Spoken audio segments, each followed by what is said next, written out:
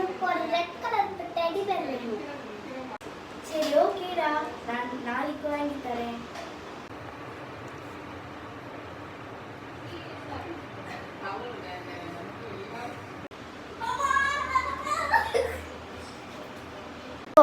என்னடா என்னோட birthday gift வாங்கி தரியா? என்னது? என் பர்த்டே கிஃப்ட்